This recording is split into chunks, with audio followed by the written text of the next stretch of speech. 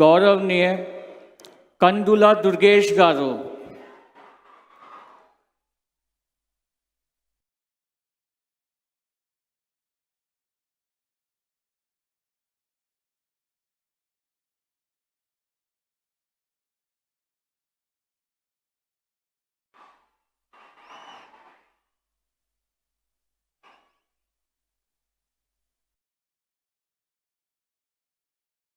నేను కందుల దుర్గేష్ అనే నేను శాసనం ద్వారా నిర్మితమైన భారత రాజ్యాంగం పట్ల నిజమైన విశ్వాసం, విధేయత చూపుతానని, భారతదేశ సార్వభౌమాధికారాన్ని, సమగ్రతను కాపాడుతానని, ఆంధ్రప్రదేశ్ రాష్ట్ర మంత్రిగా నా కర్తవ్యాలను శ్రద్ధతో, అంతఃకరణ శుద్ధితో నిర్వహిస్తానని, భయం కానీ, పక్షపాతం కానీ, రాగద్వేషాలు కానీ లేకుండా రాజ్యాంగాన్ని, శాసనాలను అనుసరించి ప్రజలందరికీ న్యాయం చేకూరుస్తానని దైవ సాక్షిగా ప్రమాణం చేస్తున్నాను.